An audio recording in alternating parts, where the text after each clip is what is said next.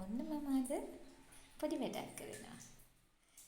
සතියකට පාරක් හරි දෙපාරක් හරි ඔය ගෙදර තියෙන දේවල් එකතු කරගෙන මම ඔයාලට කියවනේ අපේ මොහොනට පැහැපත් වෙන දේවල් කරන්න පුළුවන් කියලා. ඉතින් අපි ඉස්සෙල්ලාම හැබැයි මොහොන පිරිසිදු කරගෙන ඉන්න ඕනේ. ඉතින් මම නම් මෙන්න මේ සෙටපිල් කියන එකෙන් තමයි ඔයාලට පේනවද දන්නේ ෆේස් වොෂ් දාලා මොහොන සෝද ගන්න ඕනේ. මම පිරිසිදු කරගත්ත කොණ්ඩෙක මේ මොහොනට තමයි හැම වෙලාවෙම කොණ්ඩ ගැන කියවෙන්න හදනවානේ.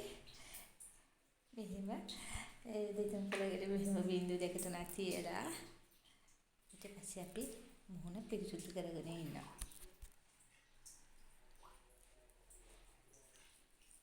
මේ වගේ හැම වෙලාවෙම මම කියලා තියෙනවා රවුමට මේක වොෂ් කරන්න කියලා. අතුලලා හොදන්න කියලා.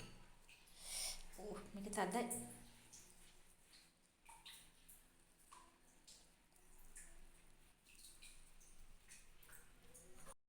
ඔන්න මම අද පොඩි වැඩක් කරනවා. සතියකට පාරක් හරි දෙපාරක් හරි ඔය ගෙදර තියෙන දේවල් එකතු කරගෙන මම ඔයාලට කියවනේ අපේ මොහොනට පැහැපත් වෙන දේවල් කරන්න පුළුවන් කියලා. ඉතින් අපි ඉස්සෙල්ලාම හැබැයි මොහොන පිරිසිදු කරගෙන ඉන්න ඕනේ. ඉතින් මම නම් මෙන්න මේ සෙටපිල් කියන එකෙන් තමයි ඔයාලට පේනවද දන්නේ ෆේස් වොෂ් දාලා මොහොන සෝද ගන්න ඕනේ. මම පිරිසිදු කරගත්ත කොණ්ඩෙක මේ මොහොනට තමයි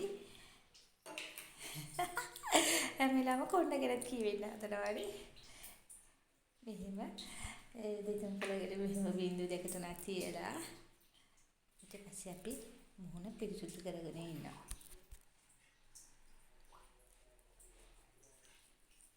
මේ වගේ හැම වෙලාවෙම මම කියලා තියෙනවා රවුමට මේක වොෂ් කරන්න කියලා. අතුලලා හොදන්න කියලා. මෙතන තියෙනවා මම අරගෙන කෝපි කුඩු මේ පැණි සම දෙහිබින්දු ස්වල්පයක්. අපි දැන් මේක අපේ මොහොනේ ආලේප කර ගන්න ඕනේ. මෙන්න මේ විදිහට.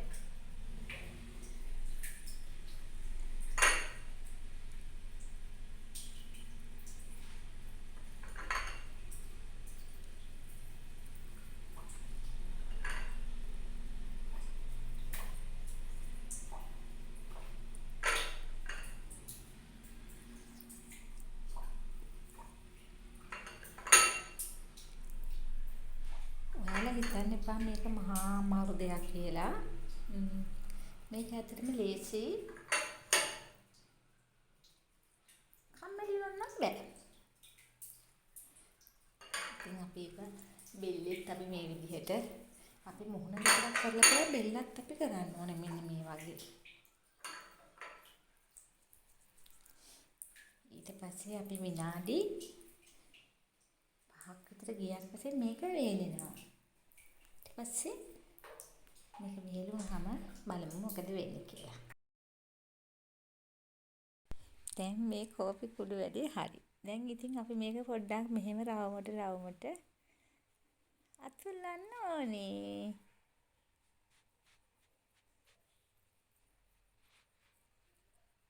මෙහෙම අතුල්ලලා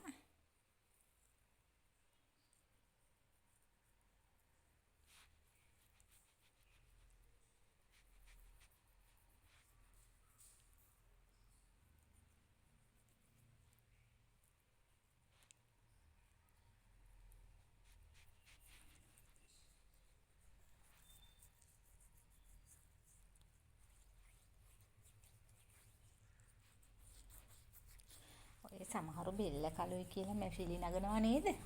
මම ඒකටත් දෙයක් දවසක කියලා දෙන්නම්. මට මේ ෆ්‍රී තියෙන වෙලාවට තමයි මම මේ වගේ වැඩ කරන්නේ.